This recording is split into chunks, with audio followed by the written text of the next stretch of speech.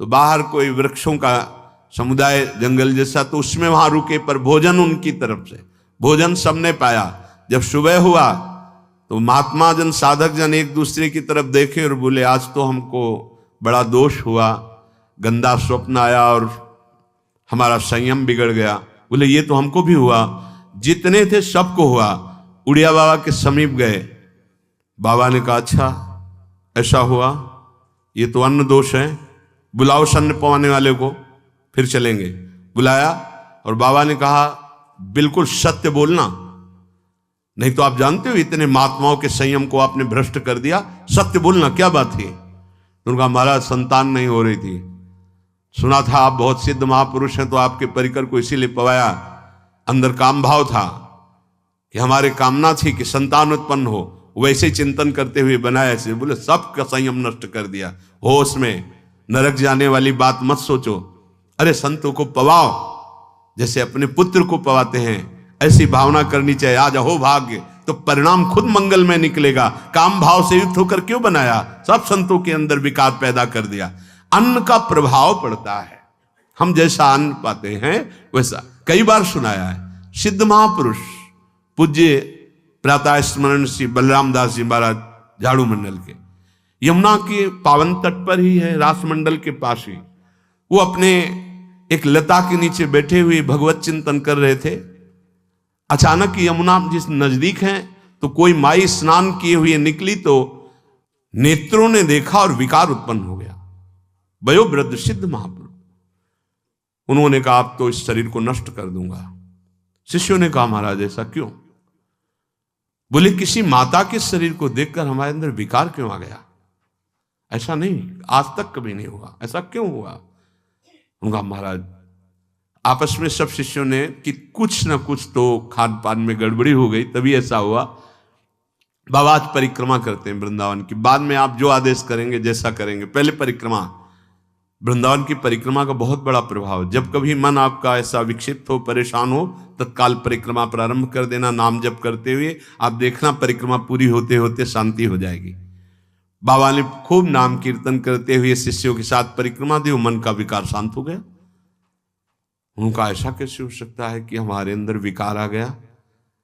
ये बड़ी सूक्ष्मता का विषय है। कल प्रसाद कहां से आया था? तो उस समय लाड़िले गोविंद देव जी महाराज यहीं विराजमान थे वृंदावन में। बोले तो ठाकुर गोविंद देव जी का प्रसाद आया था।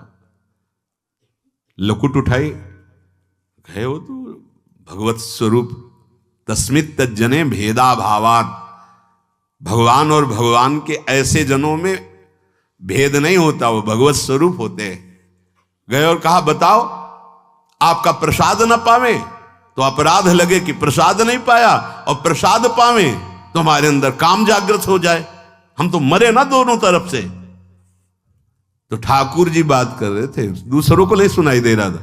कह रहे थे कि देखो नाराज मत हो, कलकत्ता की वैश्या थी, उसने भोग लगाया, अब उसने भोग लगाया तो हमने चख पाया, तो आपको प्रसाद का किनका लेना चाहिए? किसने कहा था कि पूरा प्रसाद पाइए? जरा किनका ले लेते हो, मधुकरी पाते। हाँ ये बात आपकी मान, तो हमारा तो पूरा विश्व है, कोई भी भोग लगाएगा हम तो पाएंगे। और हमारे प्रसाद की निष्ठा आप सबके हृदय में, तो किनका लीजिए, पूरा मत पाइए। सोचिए, भगवद अर्पित प्रसाद और वृत्ति, भगवान ने आदेश किया किनका पाओ, माधुकरी मांग के खाओ। यहां वर्णन कर रहे, यदि हम अन्न थोड़ा भी हमारे अंदर दूषित चला गया, तो जब कभी ऐसी विकार की भावना हो, आपके अंदर विकार बन रहा है, तो खोजिए। आपने कोई दृश्य देखा है, आपने किसी से बात की है, आपने कोई ऐसा संकल्प बनाया, नहीं, तो फिर भोजन दोष आ गया। अब आज उपवास कर दो, जब तक वो वृत्ति न नष्ट हो तब तक कुछ मत पाना, जल से काम चलाना, तो एक दिन एक पहर अपने आप शांत हो जाएगा। अगर बहुत विकलता हो रही तो नाम कीर्तन शुरू कर दो, भोजन मत पाना, नाम कीर्तन शुरू, बिल्कुल शांति मिल जाएगी, बिल्कुल। और ये तो उदाहरण महापुरुष इसलिए देते कि हम सावधान रहें। हमारे अच्छे भाव या बुरे भाव में ये 10 बातें बहुत प्रभाव डालती हैं। पहला स्थान, दूसरा अन्न, और तीसरा जल। पानी भी बहुत संभाल के। नहीं, आजकल तो देखो प्रायः ऐसे दांत से प्लास्टिक नोचेंगे, ऐसे पानी पिएंगे, कब भरी गई, कहां भरी गई, कैसा पानी। बड़ा देखो कैसा हमारे भजन साधन के लिए विक्षेप पैदा होता चला जा रहा है। पहले सुंदर सरोवरों का जल, मतलब 15 वर्ष तो गंगा जल ही केवल पिया है, जो आकाशवृत्ति से मिला नहीं, गंगा जल ही पिया है। कुआं का जल, फिर आया हैंडपैप का जल, अपवित्र होने लगा। हैंडपैप में जो वाशर, अगर वो कहीं चमड़े का पड़ा हुआ है तो अपवित्र जल हो गया। अब हैंडपैप का भी अंतर ध्यान स्वरूप हो गया, अब तो नहीं दिखाई देता। अब रह गया है मोटर से निकले और फिल्टर में जाए, वो मशीन जो फिल्टर करती पानी को, आरओ, उससे।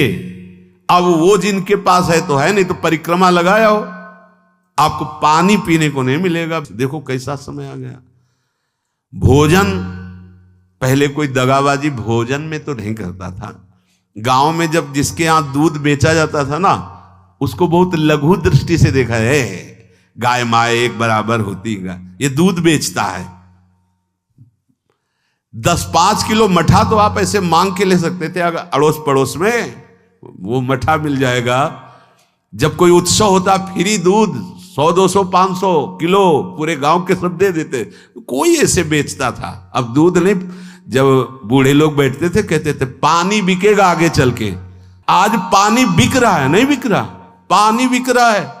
हमें लगता है सबको ही पैसे से ही पानी है। वो बोतलें नीली नीली नहीं, इतनी बड़ी बड़ी बिकती, उन्हीं से पानी पिया जा रहा है। आगे और समय जल का प्रभाव पड़ता है। जैसे हम गंगा जल पीते थे, सही कहते हैं, कई कई दिन जब भोजन नहीं मिलता तो पूरी पौष्टिकता गंगा जल से मिलती थी। गंगा माता के जल से ऐसा लगता था मानो हम परम पावन अमृत पान कर रहे हैं, सारी पौष्टिकता मिलती थी। कुएं का जल अपने आप में पौष्टिकता से युक्त होता, जो हमें चाहिए। आज देखो जल की समस्या हो गई।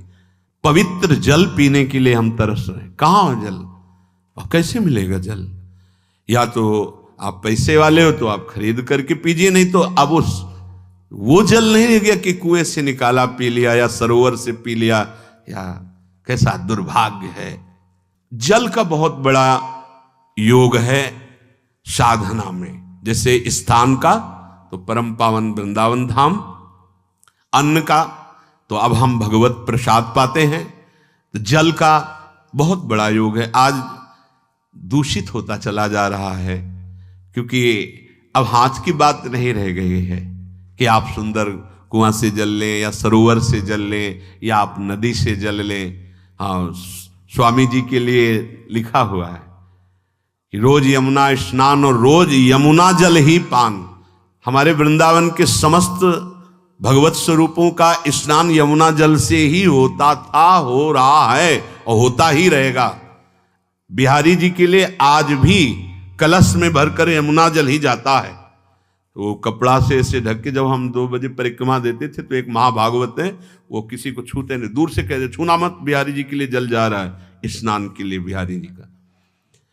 फिर चौथा है आपका परिकर, जहां पर रह रहे हैं वो समुदाय, चाहे परिवार हो या आप समुदाय, वो कैसा है, रजोगुणी है, तमोगुणी है, सतोगुणी है या त्रिगुणातीत भागवतिक है, उसका प्रभाव पड़ेगा।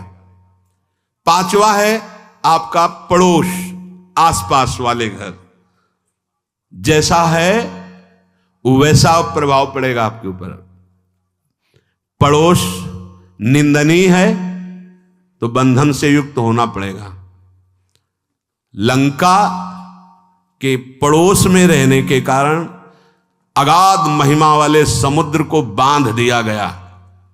रघुनाथ जी ने पुल बांधा और दंड देने के लिए तैयार हो गए थे सरकार, अग्निबाण संधान कर लिया था। पड़ोस के कारण ही तो ना, पड़ोसी रावण था, इसीलिए। आस पड़ोस का बड़ा प्रभाव पड़ता है। फिर अगला है दृश्य। इस पे बहुत सावधानी की जरूरत है। ये मोबाइल भगवान चल गए हैं, बहुत विस्तार से चल गए हैं। अब कोई छोटा मोबाइल रखना नहीं चाहता, सब वो स्क्रीन वाला रखना चाहते, टच मोबाइल। दृश्य से बचो। बच्चों, जवानों, बूढ़ों, सबकी वृत्ति जो माया आकर्षित करती, जो दृश्य हम देखने के लिए अंदर से उल्लसित है, वो मोबाइल में सब है, चाहे भागवतिक और चाहे सांसारिक। तो भाई देख लो, गुण दोष में संसार है। अगर आप दोष ग्रहण करना चाहते हो तो दोष ले लो, गुण तो गुण। बहुत बहुत खतरनाक विषय है और बहुत लाभदायक विषय है। किसी संत की वाणी एक बार समझ में नहीं आई, अगर हम 10 बार सुने तो समझ में आ जाएगी। ये लाभदायक है। कभी कोई किसी से बात करनी, पहले जाए तो पोस्ट कार्ड चलते थे, एक कार्ड, वो 15 पैसे का इतना बड़ा वाला आता था, 25 पैसे का बंद वाला लिफाफे में आता था, नीले नीले कागज का 15 पैसे वाला कार्ड। उसमें चिट्ठी जाती थी महीनों में। कभी यहां 1 मिनट में अमेरिका से बात कर लो, कितनी बढ़िया बात हो गई। उसका दुरुपयोग ना करो। अब हमारी इतनी चंचल वृत्ति है कि दुरुपयोग करने के लिए उत्साह बढ़ जाता है। बोले अब सब काम हो गया है, अब एकांत सेवन कर रहे हैं, अंदर से सिटकिनी बंद और मोबाइल भगवान का संग शुरू। 2-4 मिनट सत्संग और अच्छे दृश्य देखे, फिर बगले में वहां सब होता है कि आप बस उसको ऑन कीजिए, फिर जो मनोरंजन शुरू होता है, फिर उपासक मिटिया मेट हो जाता है। ये बहुत सावधानी की बात कह रहे हैं। वैसे हमें लगता है यदि आपको इस बड़े कार्य वाले ना हो तो छोटा मोबाइल रखे तो अच्छा रहता है। तो इसलिए ये एक ऐसा कलयुग भगवान ने रचा है कि बचा पाना बड़ा मुश्किल है। इससे वृत्ति को बचाओ, जो बचा ले गया वो आगे साधना कर सकता है। बहुत